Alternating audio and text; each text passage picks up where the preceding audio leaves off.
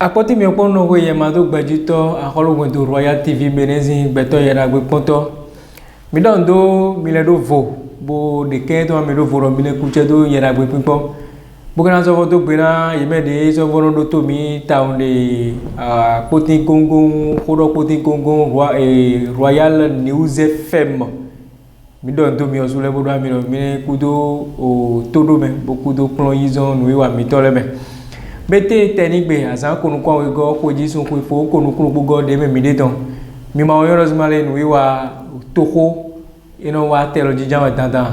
be mi ma so do apa edon mi olubura go ma wa ete jamiru de pepe ete se de pepe mi anu mo mi le tenigbe le janwe mi osu metin de zo no pon mi le mi azo no ganji bo no pon mi janwe nukun de mi no ze mo no pon mi na nukun lo nukun dokun no we na yin nukun jidodon we na yin bo afọ mi do na gboko ka mi do ko mi na no te to me jeje nu le na je mi ji a do gbin mu no je nu ji nu mu no je gbin ji gbin wo je nu ji de me ko le no do mi o su me ti le mi doga mi ka do mi no ma ogboro to na do a cheji be mi o wa te ro na ze nu wa to ko don bu na ze ko le mi di do ko no ke no ko ando mi o su me ti mi no zmale eno mi ma pe awe ko lo mo yon do dada ko to mi do azon gbe ti mra ko azon gbo ku ma gbo Leopoldo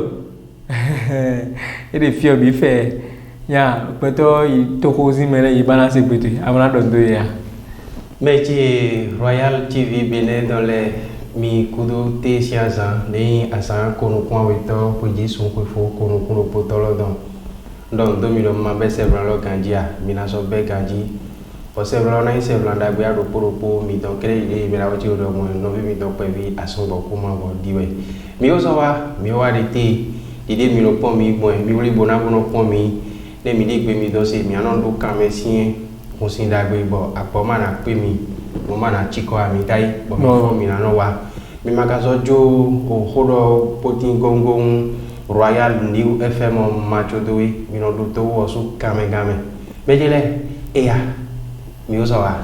biozo wa dide mra kwa zongo kuma dogo bete no mina gote kon klangande ya na don do pro mi do ko mu do mi lazima nu de nu lo Joseph la de mi to godo wa ime be mina jo mra kwa zongo kuma bodo bode no mlo gon tegbe ina ze hotale lo bra ze hulemi mina I godo bo o jo mra froka hotale mra kwa zongo nu de nu lo Joseph la mi te ko lo ko ye don wele mi mra ze hotale lo bra ze hule ime de ime po mi le ka mele mo we dada do ene lo we son ta mo ye no wa de pipon mi de gayo me hota nu de jo de to mi don mele idona se bonayon de jijole lo bonayon de o so si gam lo bon de filepo de idele hota nu konton te don we ndo sima mi do mi fi gbe de do yewu o pointo aide dans les vivo vite crevi aide dans les idona mo idele bona nyo idele nu mo konton eyin wiwa de tango sin kan lo me mi na do ha eto amizani mo ro polo yewu de yin àwọn pa to hodogbe de no yolodo Union Progressiste le de avant poussin kan lo me don yewu yopo fu John jaja pon de alamana no le yemu edele bo tia hode le bo no o me la holo kodo no lo poussin kodo mi aso do ha eto ami na troflen ba do ami do kwa tonto we yin yewu point do mesinu wato peto de pache na ho do mesinu bono koko ameri point do mesin apa we yewu kan pabli bale yo so pa so mo idele de ajom sin kalome mi aso do ha eton amizani o ta de file ni bo ho de wole so gora bo ni mi de no ko nyawe mi na de yedo ami mi de toji bodo to mi do to mi po mo re zmale mi le lo bole ko mo fo kara khota le do danda me de bo de mi o si khota le mi na mo ko je go mi na keje me bo nu de nu bo mi no chande me nu nyole mi te ko mi no le gbe pepe mi no ji kama mi no le ji beru te de pepe mi na mo bi blemble be mi gbore mi le mo lo ji ton na mi attack pere buna le ko eiza wine gbeto gbejino meto yala gbe ponto Royal TV Benin dans les be malheureusement le o so gbenu bo mina je olu buna fronta kana kota le be na jo mera ko azongo kuma bo de yi ogwedonu amiovi zin file bo ena chuenu lo buna fron kana ko le mera se ko le bo fron kana bo ne gbeto yala gbe ponto le yire gbadu ko mi bo wine kede di dia do ogwedonu weli du to we mi bo lo mi do jede no vle akwesi mu wa mono mako mejele na do mi pondo yewu de nyi aholo gagba kun de tana no kwento men mi ton si nu chotole yewu de no kwento mi ton jiblo koko ame no nu yo le no chigbon de kwento si apa pe yemo ide le bo hode tite gbe bo kon to na jomi o ken to lo big belo biji yewu ene fodo ye wa ho to ni fakan yewu to ni fasin kan de a jon sin kan lo me yewu de bo to lo le bi pli do a jon bono meraho sisi jehe kanda o bom sanu bosin a cheglo we no bonu wa mo ko ton o yewu yobo jonjola sin no ten a jon don flen mi ibo yi yenele ami mede yenele Sylvain Anigli Podo Eriko Kuchikabu mi pon ye mo ko ton le khemi donc l'élection déjà dit FIFA même il y a l'élection auto àwọn amana se to fi ku pa so pa de ba se to fi asita gro e da lo te gbedo de to mo do ko to ma ko do FIFA même layin akala gbe ko do wa tutu la ba le gbe yo tu yo ba àṣẹ ni ka fi boli do na to gan sisi je Patrice Guillaume Athanase de patie na bene towe bonito na bene towe mi ko fi son fondo ko mi ko de ko na ko do ti jo ko ina ni ton a fon wo sana kudo FIFA na bio bene to me de hoiton nu ni na kan de pe ma jo de bene to me de hoiton fi e kale pata ti ni ko de ko do FIFA bene to na nu ni na kan de pe ma ti bo kale bio bene di do koroko sun ko nyon ko iton bodo emeli ta meli to de o igbe bodo chen mi le ma de nu ni na kan de me de ni awa ko bene to ena to bodo to FIFA wen le ton nu wa mi to yeze a hole sin congrès we lo fi egbe bokalo ko le nu to gan kota bodo ko le to gan parti talon mi ko le ni do FIFA na bia to o me la gbe na bia to o me àwọn na gba to o kon gbede a FIFA we na mo bo gan lo de jan lu de la lu gan bo e la lu gan bo le yan mi na e wa so lu mi gajo di le lo aso wa gbe on di le wa so lu mi gajo bo e do de aso le wa ele o e wa zo dire azo le wa ile o mi na zenu devo e wa zo gan mi na ze devo bon fi bodondo akholo nu sisi jehe azare tanone bodondo voduno miton dawo de ko me file bodondo aplogan le bodondo titole bi bodondo ogunsi ogunto de wa ya san egbe tanji nto gbe na me bi khore me mi le fi din khore bo mi na yo khore do tampinu nous président talon nous na 12 alors de 2016 bona dukan khome fi etore khome fi do titan yo vo la déclaration fi e déclaration tondé apa titane apa we go de so blo tourner dans des blo et tinkaka era jonwe mi na photo bole a photo a jon fi photo a jon ton e wa di do de khosa fi do kolo bodo mi yigbe bona so du kan devo atongo we ite e do clipper a kholu le to bi a kholu de benele kodo ohuno ganteme ohun tole po e do ya bloc congrès bon fie so bloc congrès ne de congrès titan de yan bloc fie e yan bloc de ene di mi agbo do kholo sa di mi agbo ze fie do tampinu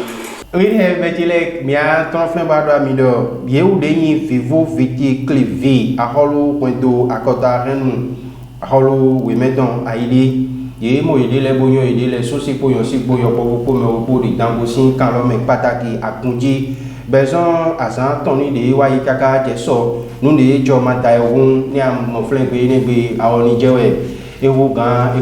we me pe mi se ye imo mi don do bo ewuli ye mo ko ton le ami ye wu de ewuli ye ne le ami Sylvain Anigri Podo mauna sika donu vosipo mi pon ye mo ko ton le khemi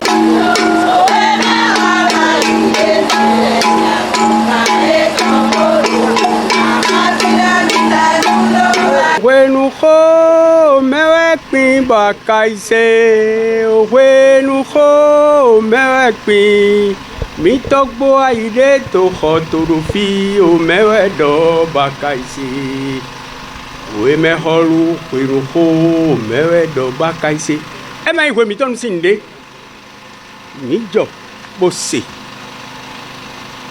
mere makaro pin aide tan ma besoin togbo leji togbo itan leji mi a besoin do we menu no chinu e besoin togbo onruji akoi mi tan lo e ve outra la gra ku vile ne de mi mla khovi gbotenu kwa besu aholugbo ma do ipe agraku me agraku lo ne agraku ayo han vide pepe e de je vide pepe aho gbogbo grigbo egbo kriba za ta gbazan agbo akunu kan azuno za ma da zanji avuno du medo nu ho nu yin ko mi ton le ne nu pin to viwa yin ko mi ton esu pabo gege mbado vile nino se pere ne ahosile nínú mla Yesu le boko no mla vile ne ka vide mla ho me da tono jolo pede du mi de e me ndo mi kon jo me ko mbo de kwedu mi jijanyin azon soso bo leta me kon de ubonyo edo me de do mi kan me de do mi bo mi ma nyoe bo ye ko trompi bo ma so de fite e aholu mi ton ayide uwe visita me mi pledo fite bodo mina ba dona kon do aholu da we yin magajo lebi do mo mi me vivi le mina ba do kakaka bo me de koboyin aholu aidezi vi ora ide vide jile esu bawu to de me gbon esu bo magajo bi sese enezi tamewe mi do fu enu konton yo e te ti gbon de pepe mina du bo me de vivi vitikli de lale bisese yena modo ebe wenenu bo noe ba mide nile de le mide tito de to mide mina bio tito ne leme bo kwela devode mina do mina mode na gro adado Josu Giselle Vidiji Josu Eduardo pe kwedu mide mime aide vile bonu Josu aide vididi le vivu vitikli mi wado kwedu egbe fofo mi tan le organiser bodo fide mi ma yan mi de je pe bo ton mi ple bo mi wado mi de le tun wedo egbe kwa donc evivin mi tambo mi tun mi de le mi tun papa le no vile mi me vivu vitikli le bi ple egbe bo doro kwedu e boda waje flewi na tromba do ami do yewu de yin yobovu jonjoja pon di ala mena no boyin o kudo bon ami o pe union progressive sin agbele yimo edele bodo si ma danda ko di afran ko sin kan lo me lo neyin do me da ko podo no mi don na ita lata ko wa talon dio talon talata ni wa janwe ka o ro ko akege yan ile yan ipo mo din ene we yin tameli ko iton bo e ko akun mo ko ton bo do edele ple bo zegbedo chibodo sima mi de mera ko lo bodo son din kaka do ibo e wa le ko le ton yana ton trolo mi ye mo ko don le me de yere mi Grégoire ngweji podo tafoso seda gbadepo mi kon ye mo ko don le khemi o de yin ko ta bo mi to gesi ami ala e don le ne no de nu bo so ko file mi aso de nu kan ibo mi aso de sise medile ati e jamba obab ati esa yese ye no domo yese domo vivo ten ati esa yese mi miole vivo mi miole mi la fo ke jonjo jade wa ito egbe gbe to li ho mo lo fon lo jonjo jade me ko polo si me ti gbe ba yin fo ke jonjo jade wa zon lo ne we amu wa zon lo mi mo fo ke odio talent talata de ngo election mi no din fo ke jonjo ja franco to eni no o mon wamu il est azan wopoto au sonde mais il a organisé élection ba son neto pour l'automne et je we do eton yeni mon pas que il est bio agbalo mais il a mon fois qu'on jonge ja eton mon soutenir mon voter et mon pas que lo il est be voir quand we kolo voir ne me talent dio là il est voter quand we kolo e bina plus mi to egbe e mai ne utu donc j'avoue les to arrondissement central avant qu'on les mi adore que de to lo je grandi e je lo mini non ko dona me da ho mi ton talent bon azon le wa to lo me dari raison mi do mi na pri bona non ko dona bo si sedo na azon lo ni wo inu kon wo mo mi wo fon deji bona bo he wo kawo e mi do mi na bayi wona era ti ami gbeto yera we ponto mara ho azon bo kuma gbo bo ko avo la ro potogo kudo oho mekeje na gbeto o ho de azei ateji bo mi le kan flo na yo le ho ta de azei ho le mele bo mi le kan flo na yo le amodozma le ho da gbe kede we ko da gbe kede don de te via mita won enozma le o yeme de yin o aholu kan ba kun awa no le o kuno ga o dede o vi ni o mi o so no fle solo jam pere jam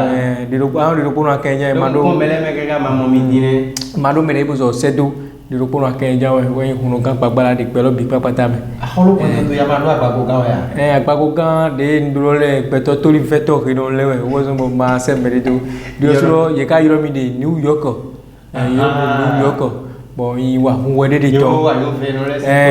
ye bala do ye ado fudura ido ton bon yi ton we wa fun wede wo so ma wa so mo e ka fi vina mi na de o ne madoro ndura do aholuga de no to se we e fi vina mi de ma ye sele yi no fle kuno gale kuno le o de khotole ame me bizia fo pe bon nu de nu lo bo via eleta won dos mare yi tepon lo bo ko de na so mi de ja buka so fo yin pe wan se to vito sile do huya ni matin we ne do wen to menu bo aholu kan de no ko je nu kon wune katita de aholu na ho e buenos mare ne na blogbon to na fa bo jina je bo fifa na tin bo to vito sile binavo ni do kan de no ho ne amoro wezimale nu iwa ne de blow e dio evivia mi ganji do enyon na ye tepon lo bo melezia e ka don wa so mi lo ji bo huya malati de ki opon ne de ne amoro be nu jo nu be blow alo yina gbedo mo bro akle to ganos male mi osu metine mi dia pade ko ide o to lo metio mera ho no ga gbagbara ma ba o klo kwiri wa ye makablo mo ko do mo akwe bede de mi to ko do wa ye kwe fo ko golo ga yi kwe fo ko we ro pogo mi blo mo ko do mo mi mo ma blo no so mi de ja tin we so bo ide ne blo me ni ma klo me ni we ya blogu wa to ke sia to gano mi o su mi de to lo mega bo mi ja wa to zo pu ko ga yi bona blogo e amo te bo to ga niveau amo mera ko de flin ma série de flin bodos male de to ganda so wa gbon don de babide ne don nu de gble to lo mele de biblodo do ina du ga yo jin bo ne so juro de voyage so godu do mi le mi de godu me ade ganu tegbe e ma de do a mera ho yo ko no ri ma de no godu re to ga ga lu ya lu ma do na lu ya lu yo no blo mo fida ya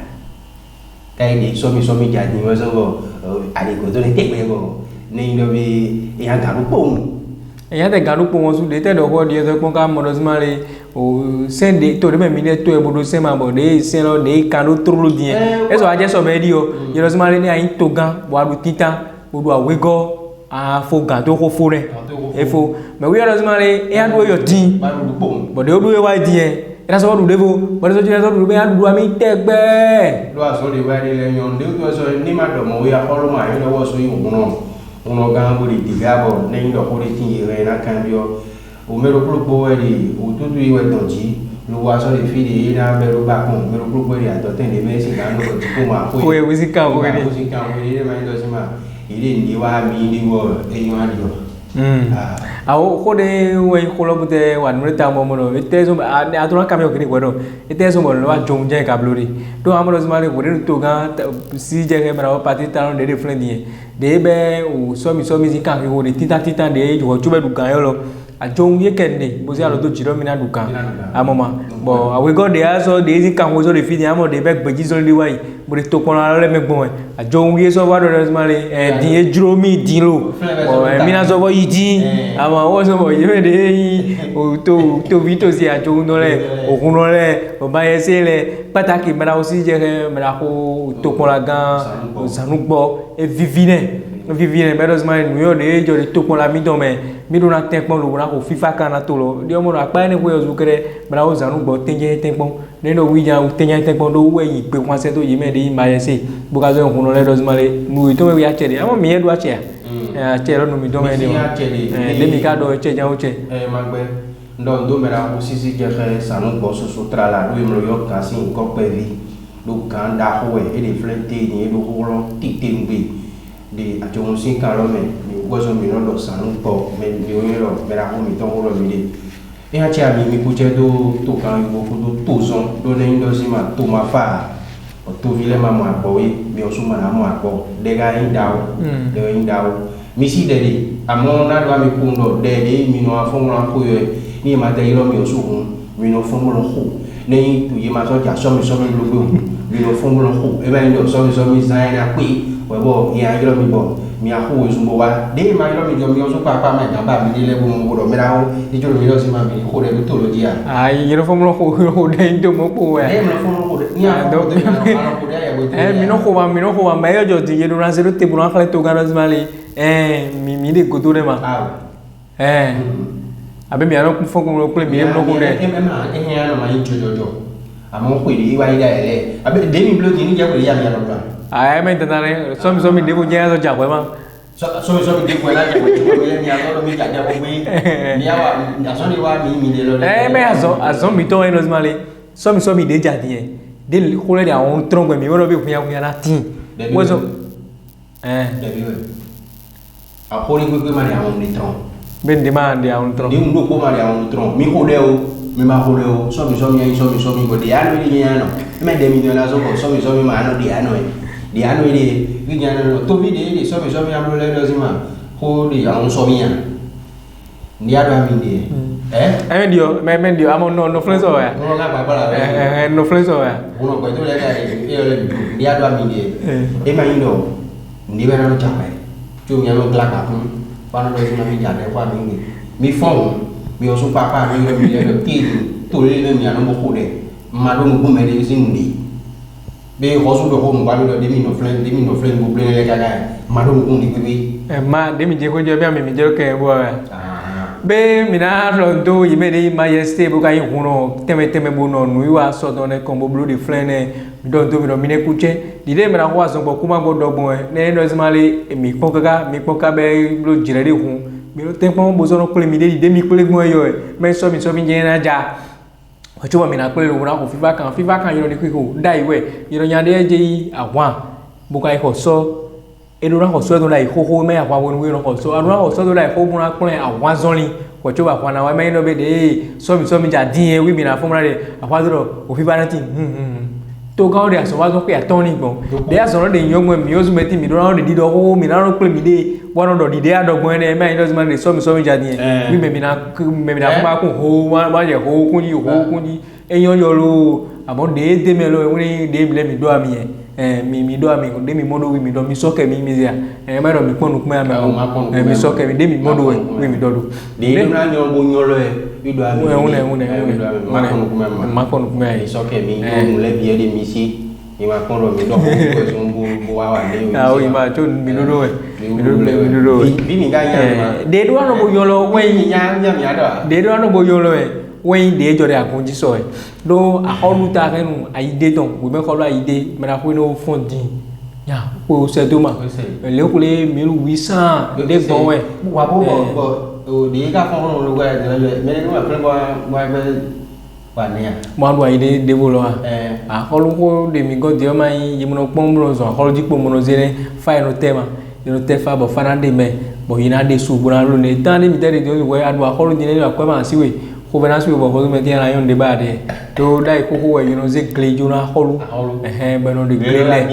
clé me kana de clé wo ze clé ton jodi amone le biron blu tamele pon bo de ka dogbon de na holu wa idezi mele modozuma le yire nu sekwe yire nu sekwe do solo ze gbedo jibodozuma le mire nu sekwe bo de sekwe gbon de ni do blu mo kaka je ba de me ba do de ina do wo be holu devo na do wo be holu aide wi do ma ye do mo me inozuma le mi do ma no mina do holu mina do holu kana do holu jan dio molozima le nuiwa de bloso ne jo no vi do na yo ide flow mi le mina do ko ta o de maka mi le ko do holu ko do mi le mo do holu we mai royalty vi do holu wa nuiwa to ko do holu wa de vivia dio mana ko de vivia mi no zimare yido na yo ide ko do no vi le tibo yero mo ide ku to no yemo yo zimare no vi mi meno se ko no do ide le ba so kure no yero wa mi ai na gba si mi no we no wa je ti mo no zimare au tai mi no die si vie alo to ko mi to de no ti ora e fie do we alo yero mo no zimare au me di me mi do bo yo kwa ko pe me do alo yo no so no me o jo ba mo no vi mo no ku ide jo de blu e yene tek mo de mai ndo po ke we no ni blu de te we di do bo mere ka so po de ko ta de ko le mi pon do yo ga mo mi yo so me ti mi wo pelu ji bo yo ide le ne no zimare no ko yin kan tu ya ko yo de na no bone de na no bone no bo amone ndo sima ye u de kwento de te so fon bo so yo ide le wo da ne mai ndi Honji Honda we are talking about maso de time ko ndio ne mi so time ko wa ndo mi te so mo bi wo me ko te da lu wa ko be no mi khenu mi ne mai ko ne fide ma yi ko de we no mari ne no lojo ma to go lo di flame ma te ojo so na we Honji Honda mi ni alo da mi fe de ho mo mo ne yo amo ku jo lu yo ta bo bi no na mi dele gbeto dele we bo yi pe ile ale ji wo ku ta gbeta bo kan we wa je kaka bo ko ne to yi je tribunal to mi je bo yi wa di ku kan mi bo wa yi yo ta me ba ba ndo si ma ko ru polo chukudo kan polo wi tun poji ta ko don le kan ta poji to si to le bo yi ma mi no vi mi yi ma te le do mi ta ko to le ma le do di kan kan ni mi do ta bi vi we bo yi ka yo nya lo ko su gija o belewu yi fata ka ya bo le do mi le ma ya yun o me le belewu me u ga lo yo ya yi ka me jawe me jile mi do pe aba we ma yi ka me ni ndo yi ka yo yi le dai ima blo joto o to so na ko fi bo do na enu de enu bo pori o bo to la ko agbegbe lo biji kaka yi to godo le lo mi te kon bo no ta fi mi to de aja gbe ja yo jile ni ni yo ide amo yi da si no jo le ma ni ya mo ni ni ada mi le fe Honji Honda me na se ene do playa mon de Honji Honda ko janga no de ma ja no ka do ko no data man de vivia de ko no ma le yo ide ene jo njon we de to we to vivia mi ta la be ya no ko lo wendo ma wo lo wa yi me ko no ne na se we sa do ai de sin hele ya do ya ko lo ba no wa ko mo ga ko lo ya ko we de ko lo ba ande ko ne ndo jurando mi ko lo ndo me no de bibane yero ba ko lo ndo mo ndo ko lo attention ada di masira mi ko lo ba don jurando mi ko lo wi do de ma so singa ma si ko di kulo renu jo wa ko lo di kulo wendo me ini jo ga du no ga ta ba ai no me na du ngo yu jo ma ngo yu ma ai ga na bu lo pe di go wa si asi di au di dai we các bạn siêu vậy cũng nó cả nó có mấy ông quay qua thì mình nói để nục mực qua mày nó nục mực qua mày rồi mà đi nhiều nó có mấy phi nhà na đôi mi na đôi son đặc biệt điều ní đồ mà nó xin đi vào đây đi mình hay nó còn bảo anh tôi so Francosi quand même temps à moi il đến Georgia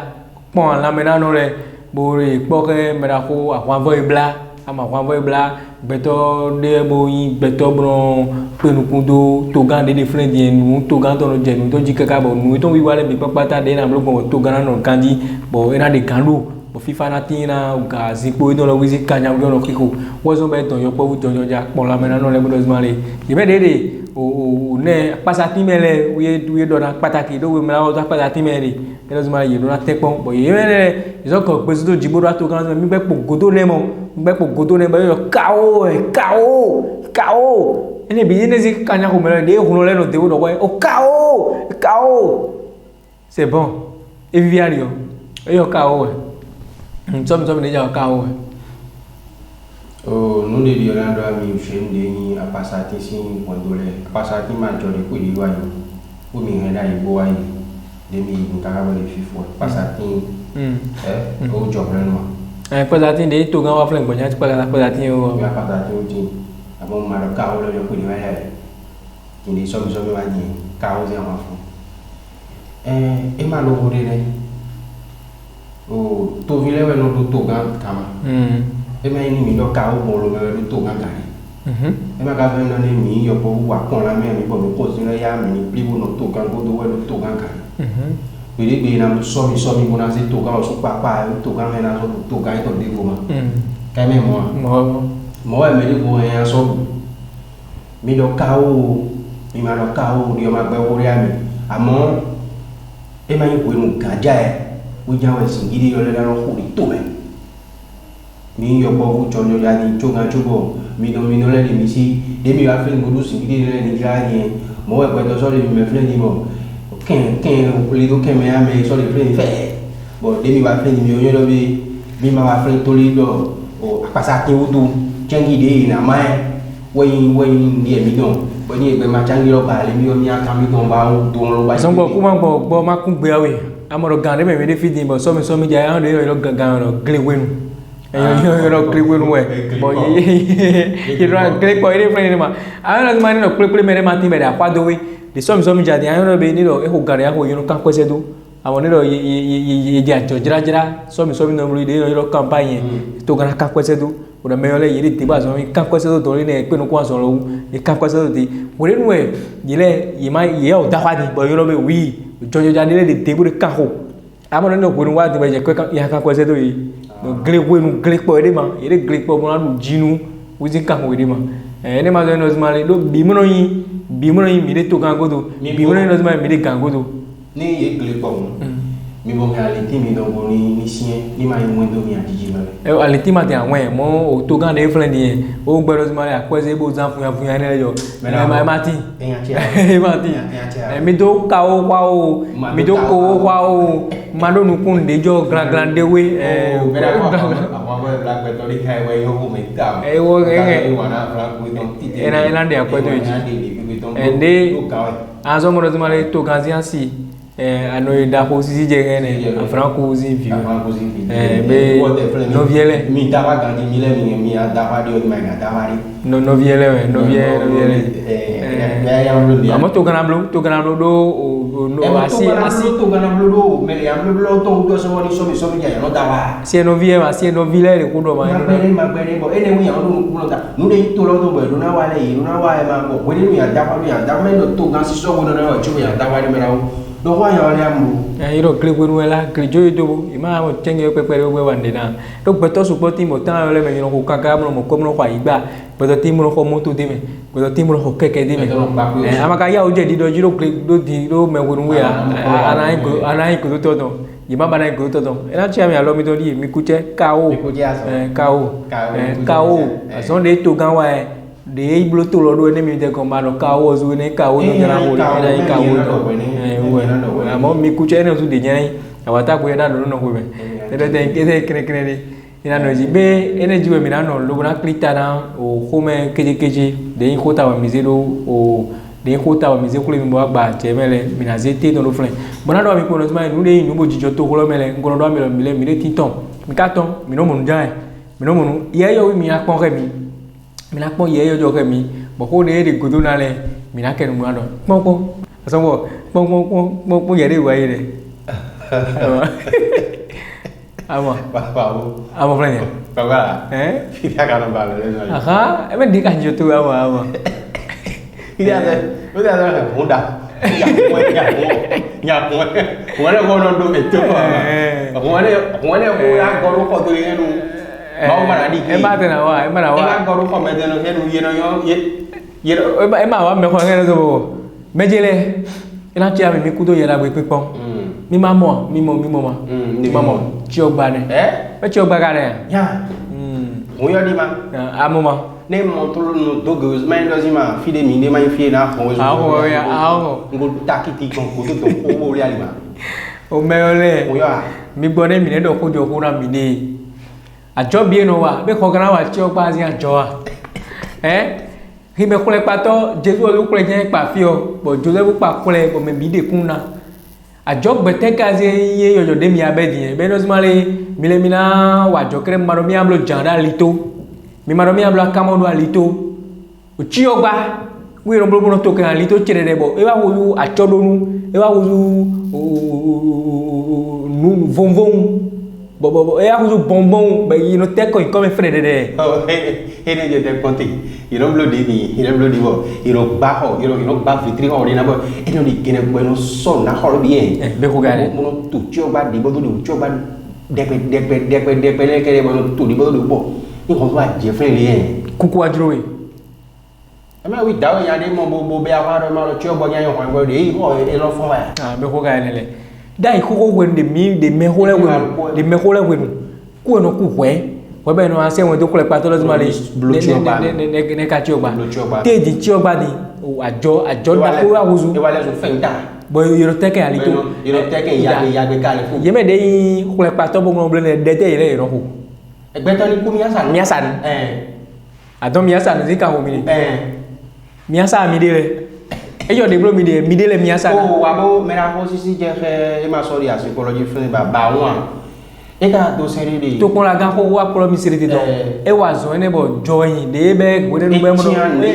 be abi wa pro mi seri de kan ni azo mo awon ene de de fide ya amazon azo mo bo ya te chi o gbaru yere de bo e be bizon e si mlemle bo do se e bo do ma de bo de mi azo mo ene mo bo me te do alito melo awo davi gan ko jena ina ipon davi gan sinu kumele o bo ye o de odi omo davi gan de ko le ye ma so blowa dan bo to mi o su mi bloga bo mi blowo do di oni mo lo ko de pipe no kunje no se ne atro mi se te bona bi o da ko metro di chi o gba ko wi ara pe da le ji be na de do kire kwa fo kire kwa fo abi o to ko so to gbere gba le an so ku chi o gba mo di o ba mi gbo mele wuwe pe to su ko te mo ne wo chi o gba akun to no se bo pe to su ko fre no keke ji mo we afo mi gbo me wuwo ono ga e ma indi aga bona be di o mo tro kunje no se bono ka se ro gbero po na ko na bi ene mega bona bi mi achi we gbero e je ga ye bo me le ka no tero ali ji adi pe me nya lo bo an lo e ji o ba kokoro ko gbe to huma le ne ma me ku gbe to huma do we ne ma mo lo bo mo ro si ma gbe to si ji o we no bi me we na mo tro kazi du gbale a ku pe viti no bo mi me de to pon la gale ko yo ko mi do ya so mi do ne mi ma ten ko be ti o gba le zo an lito bo mi ma do akole patro be se ti o gba e to zo an lito wa mi na je yin ko mi do le iloji eyo di o ma kro mi me kole patro lo zu papa uri de me ne ba duro mi town mi do mi do le mi no be ko ko mi no ju bo su ko do ye yo lo zu ma le kole mi no pa ye kana yo lo zu ma le de mi no pa kole mi ano blo ti o gba jan ne no me de ya wa kwere nyan we mi ade ton eyo le de blo mi de mele wo mo to ko me amo mina je de ko do meji di barabara mo no mi osu mi pale o gba le me mi do ja mi anu se no di de me me do ya anu se no di de me mo you know wa o ma klo ta mo de o ma klo ko wa de ma se me mi do ya uli pete ya ku mi osu le uli pete bo je si la gba meji ku ku ji mi mo ya blo mo ne yo uli pete do ko me ya ko lo ga to be o ya no ne mi blo ma inde bo glo ma ko fa so ke ko zero gba mo ju bo jo de bo ko indo e ma de la ko zo wa e a lo che ba de me mo ko yo so de yo me ma yo wala ni ma yo meji kole patole dile mera wonchi do gbon Joseph kole jen pa fi Jesu Christ so de so ayo ba dia kole jen so pa ni do suru mi sia mi jale do se pe bo ma won ko mi atiji mi we mi ma do mi pete bo gbe sinu no ami we to ga to yo don le mi ve mi yon ne budo dide to pola gan fi ko to bola kan ko wa promise de ba mi blog mo na me de pole nei ti o ba ni ton ali oji e man mina te o to kon la gan le kere we mina do kuna mina to bina o mina yi gbe wan se do kan ho ito de gba che na o ayina jai u de to cheche ministre de l'intérieur mi yi gbe wan se do mi o su do aso yo ko lo e kan mi ga mi o su me ti mi ga mina de gbe pepe bo yina be ti o ba le so an le to bi le na vo to pon gan ozu préfet mi osu meti ho yo mi do ho de u gabo mi do ho de u bre cho ba ne tron ali to e ma yo e beto ku e ma do ko mi beto ne video ku ro ne ta me zo do mi mi te ko bre ine bene jo ali to ba devo blo jan da ali to akamole tavole ene wi ro blo da ali to be le no mo no ponte iro josi ma yo o mina zete don branze bodu flen mina ze bodu flen los male mina fo no wa to ko don wa cho mina fo no wa to ko te don be mina ze khodo ateji mina ze khodo khagbeji o mi zo metile mina ken deu alo mina zo bo yikpon zo me khode we mina ze ro ateji we los male o adangbo mewe do nyalo ne mina do wi ko do asiepo yeyin wa ide ganji bo kwe yida ide yobro kwe kwaton de asopwa sipo yin cheche bo ye ka do fi ye ma ya oji fi ye ko fi si kan taun ko fi kan o tubo ye wa di fi kre na we de da su ne oblo kwe aton eyan le bi wono do ato gbogbo no asu kwe no kwe aton sa ma oji vi a na we lo e de de nka blo kwe aton godo o tubo ye wa di fi nu kondo e di fi nu kondo vilo na blo kwe aton wo yan so di fi de vo kre tagba we so yin bo yezo no kon kaka ma fa bo tubo yezo di vi aweko vi atongo we di bo vilo de akon bo akoba ho ba asulo koba ho ba bo ko mai ho medon we bo ba be eyi kan pa me eyi kan me kre kolosien kaka bo mele yi ho zundo kaka bo yi wa kan kwe kande ne yi uri beto kan kwe kande na be na sen kan kwe kande we le vivo lugaro kwe de kata ya ne kazo kwe ya kwe ma we do kwe no efo we wo bi efo we to bo be fizi ho bo ye kan kwe kan de ne kwe kan de ne me kere azon o le bible do ne bo nu lo e wa bla una sie parce e wa be wezun dele medele ye mo medele be igbon meji kaka lugo ayi pe o kan kwe do to de mi ma na yo yin ko don pe kan kwe do to de kan kwe do to lo wa yi na we lo budo popo bo ali do eno zmale alodo poge de mile mi ke mina gore we eno zmale ne do mia asu to na ton jan we kere be na we de ko do mi de kan fran e yon we bo yon pa pe ganji yon e blo wi de do ni ama yo do be o do fiaton tenter tenter be so gbe ko do ko no ko do ne bo so vo yin beto veve jam jam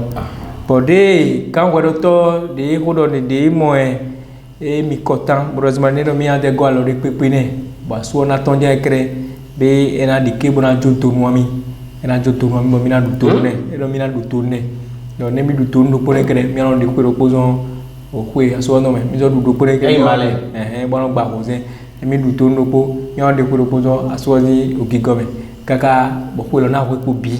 bo ena ton àwọn titan de mi na du e mi na tepon bo ina yiro ina gwa so yiro una go khudo do khulo o khwelo na wa toleji de no ma na wero edo ko do su budwa ko to budwa o wedo to gan rozmale eyan mi se khore do mi na ikodo bura le ta me kon de oleji de wa pegbe bodo afi po dasin po wiwe e do mona asuo de kan pa me mo ikon asuo o de yiro asuo ne be afi asuo zo no tata mo zo wuri afi to yo yin wa ide tran yemi awle via vi kaka mo atogbi pope de wa yan lo jibo yan lo sunda sunu bodo ina lo ne sunda se te ka inde wi wa be afi lo ji to de mi le fie ni ma kujo we kan de mi kan to jan we de ma wa mi ba si e wa do zimale ni ma te ne kele jan vi mi de mo we mi blo media fole le mi mo